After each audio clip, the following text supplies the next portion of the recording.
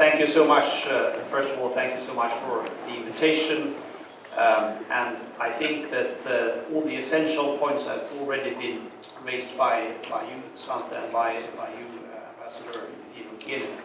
Let me just add a few words to put the discussion into context. On the bilateral relationship between Sweden and Kazakhstan, it's clear that we have on both sides raised the level of ambition. It's reflected in the fact that we now have embassies in our respective capitals, which was not the case a few years ago.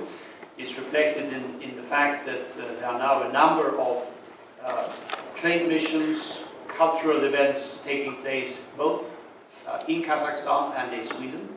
And I think what this shows is that there is a mutual interest to deepen and widen the bilateral relations. From Sweden's point of view, the reasons for this are quite obvious. We have, of course, taken note of the strong economic development of Kazakhstan over the past years. Currently, there is, of course, the effects of a wider crisis, which has not only to do with the situation in Kazakhstan, but in the wider region. But I think fundamentally there are very good prospects for increased trade and investment.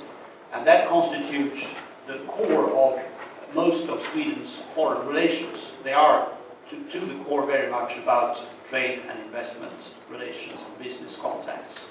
So we see great opportunities in that, and I think that Kazakhstan and Kazakhstan businesses probably also will over time see the opportunities in Sweden and in the Swedish business community. So this is about our bilateral relations, but then Sweden is also going to be active in developing the relations between the European Union and Kazakhstan. And we obviously look forward to the implementation of the enhanced partnership and cooperation agreement. The fact that Kazakhstan is now a member of the WTO is an important factor. We have to see how this can be combined with your membership of the Eurasian Economic Union. There may be some issues there that needs to be sorted out, but overall I think this, and we think that this relationship between the EU and Kazakhstan also holds great potential for the future. On economic relations, but also on other issues of mutual interest. And this leads us to the third level, or the third dimension of our relationship, namely the relationship between Europe and Asia.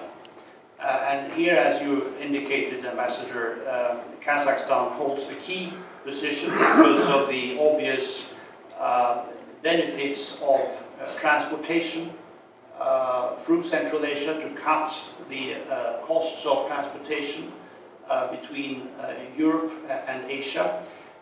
Your key role in that, your key role in infrastructure development, and your key role in increasing trade and investment cooperation between Europe and Asia. Of course, China is going to be the driving force from the Asian side. So there are lots of opportunities here. There are also some challenges that we need to address and take seriously. And in order to do that, we need more discussions. We need more discussions between Sweden and Kazakhstan, between the EU and Kazakhstan, and between Europe and Asia, with Kazakhstan, of course, as a key partner. Because these discussions give us more knowledge, and the knowledge is the basis for better policies.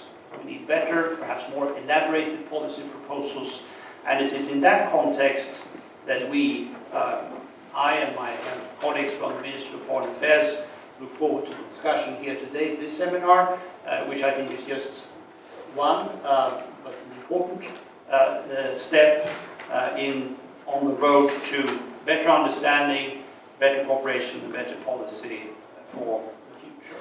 So with these words, I look forward to the discussion, and most certainly I'm going to learn something new.